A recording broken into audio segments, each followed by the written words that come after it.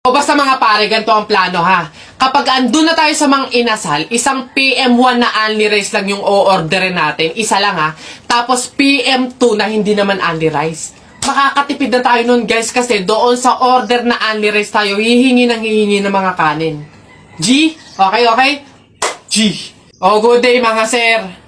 Excuse me, order kami no? PM1 isa na only rice. Tapos, PM2 na hindi naman only rice, 3. Hi kayo.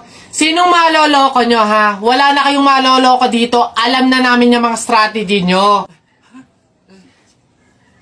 Since mahal yung only rice, isang only rice lang yung o-orderin nyo. Tapos yung iba, mga mumurahin na. Ngayon, pag naubos yung kanin, tsaka nyo pupuntiryahin yung isang only rice lang na order nyo. Bubulos kayo ng bubulos, iisa lang naman yung in-order nyong only rice. Sinong maloloko nyo? Hindi. Simula ngayong araw na to, hindi na mangyayari yung ginagawa nyong ganyan. Kung sino lang yung umorder ng only rice, siya lang yung kakain ng madaming kanin. Ay, bawal ba yun? Oo, bawal na nga. Ngayon, kaya wag na kayong magtangkang magdaya-daya dyan mga abutan ng kanin nyo na yan dahil pababantayan ko kayo. Pasok! Kala nyo tignan natin ngayon. Hoy guys, wala na tayong kanin. Hindi tayo lahat pwedeng humingi ng kanin kasi isang only rice lang naman yung order natin. May nagbabantay pa. Hay, nakikita at naririnig ko kayo ha? Tigil-tigilin nyo yung bulungan nyo at pandadaya nyo.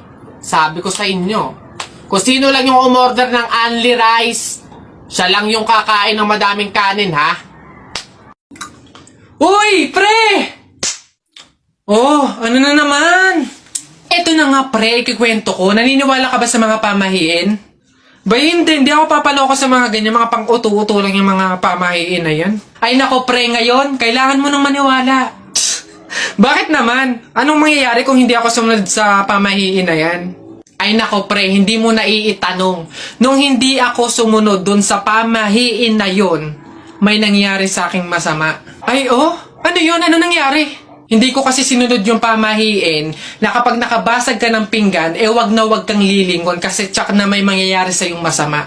Na-experience ko, may nangyari talaga sa akin. Bawal lang talaga sabihin Kaya, mas mabuting sundin mo na lang. Ayan, daya naman. Ba't hindi pwedeng sabihin? Pero sige.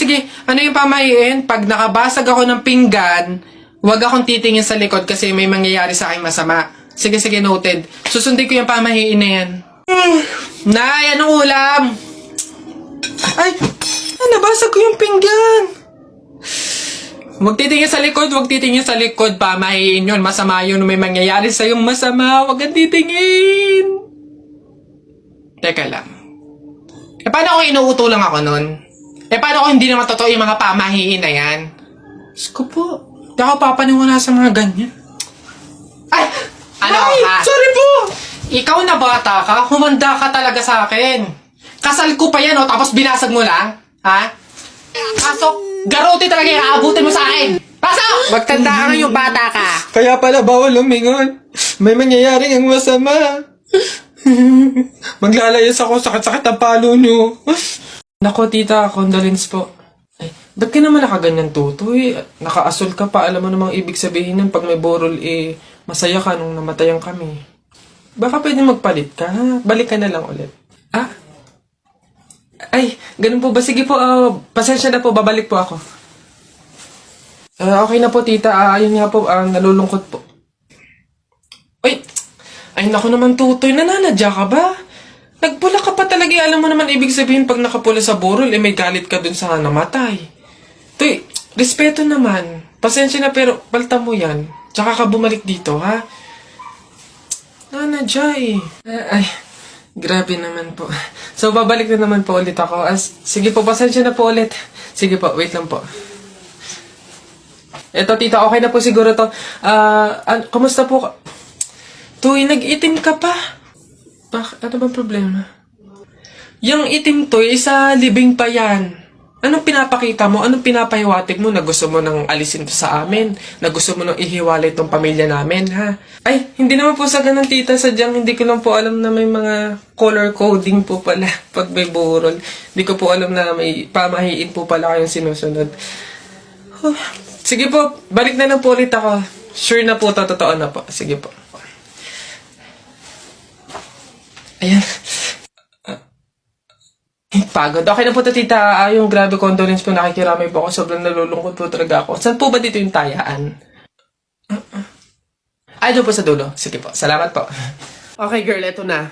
Ang kailangan mo lang, inote mo ha, eyeliner at lip tint lang. Hindi mo na kailangan bumili ng iba pang product. Save money, okay? Simula ngayon, magtitipid ka na. Okay, game? Let's go.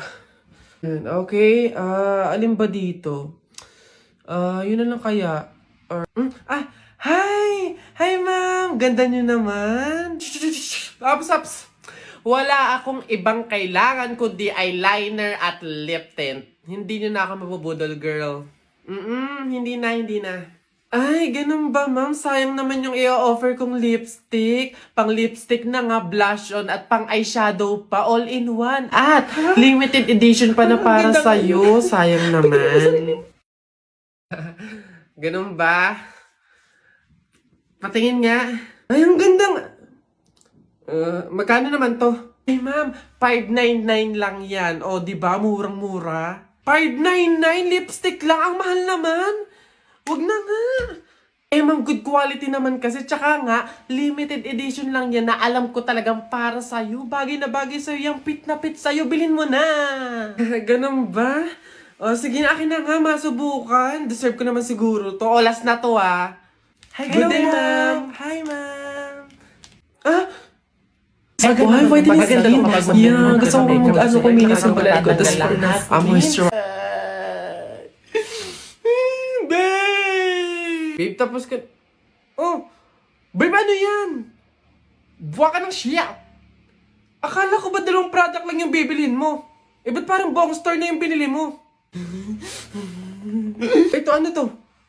Primer? $7.99? Eh, yung panty mo ang butas, hindi ka makabili ng bago? Hindi, sorry! Kasi nga yung mga sales lady doon. Ang mga budalera. Nako, tita, condolence po. Ay, ba't ka naman nakaganyan, tutoy? Naka-asol ka pa. Alam mo namang ibig sabihin nun, pag may borol, masaya ka nung namatayan kami. Baka pwede magpalit ka, ha? Balik ka na lang ulit. Ay, ganun po ba? Sige po, pasensya na po, babalik po ako. Okay na po, tita. Ayun nga po, nalulungkot po. Ay, naku naman, tutoy. Nananadya ka ba? Nagpula ka pa talaga. Alam mo naman ibig sabihin pag nakapula sa burol, may galit ka dun sa namatay.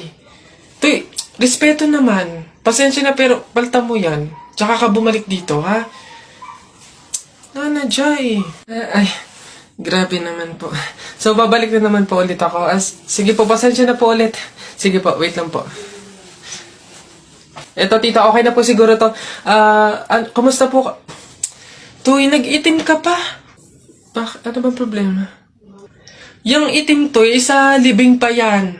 Anong pinapakita mo? Anong pinapahiwatig mo na gusto mo nang alisin to sa amin? Na gusto mo nang ihiwalay tong pamilya namin, ha? Ay, hindi naman po sa ganun, tita. Sadyang hindi ko lang po alam na may mga color coding po pala pag may burol. Hindi ko po alam na may pamahiin po pala kayong sinusunod.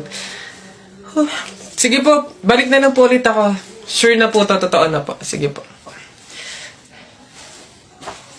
Ayan. Pagod. Okay na po to, tita. Yung grabe condolence po, nakikiramay po ako. Sobrang nalulungkot po talaga ako. Saan po ba dito yung tayaan? Ay, doon po sa dulo. Sige po. Salamat po. Teka, pabunot po ako. Ano po yung mga papremyo? Lombans, hairband, calculator, paper... Ayun! Ayun yung kotse pong blue. Ayun. Pabunot to. Ano? Tagal! Ito. 127 po. Ito po. Wala. 21 po. Meron? Wala ulit. Ba't wala pa rin? 1. Gusto ko yung laruan na yun 1 pa 1. Wala. Wala pa rin. Ubus na pera ko 85 po, 85. Huwag ka na umasa, wala. Wala pa rin, ang daya naman yan. Ang daya. Walang madaya dyan, so dyan bulok ka lang, umuwi ka na. Ito, last one ha. 42 po. Meron? Wala. Ano ba yan? Wala na akong pera. Daya naman yan. Huwag na nga. Isa, mudawa, ruta. Hay. Mga bata kayo, alauna na ng hapon. Magsitulog na kayo. Hala, Nay. Di pa ako inaantok eh. Oo nga, Nay. Bukas na lang. Ayan. Kaya hindi kayo mga nalaki, puro kayo laro eh. Matulog kayo doon. Sinasabi ko sa inyo kung ayaw nyo mabuntal. Ba yun? Babantayan ko kayo ha. Sinasabi ko sa inyo.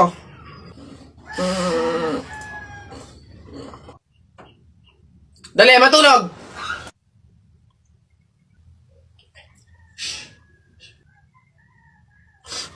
Ay!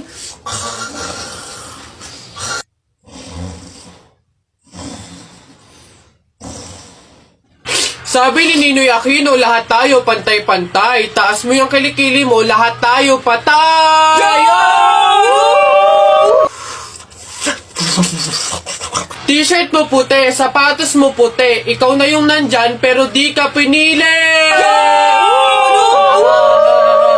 Hoy! Anong sinabi ko sa inyo? Uwe! Uwe! Itong mga bata. Bay, tagal naman na order ko. Ay, ayun na. Hello, sir. Ito na po order nyo. Oh, ayan. Oh, ayan. Okay na po, 812. Hoy, teka, halika.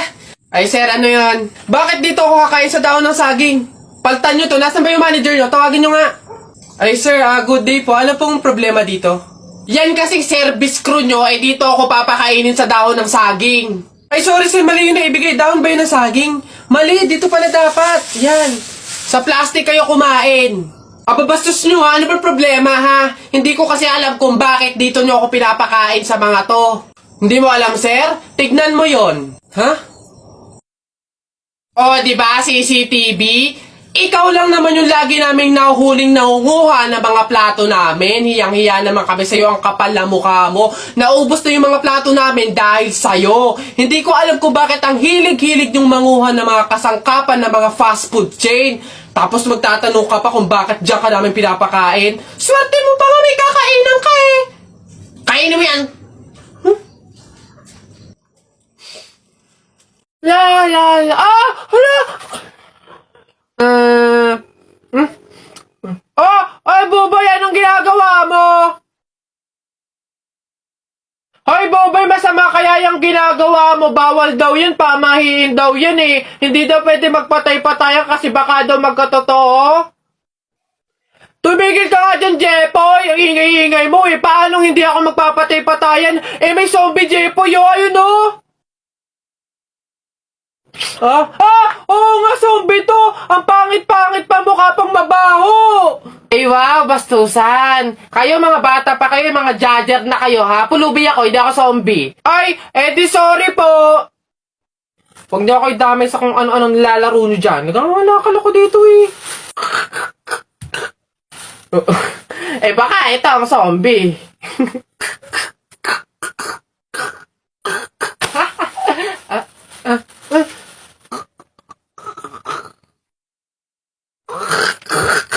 Ayun, alin.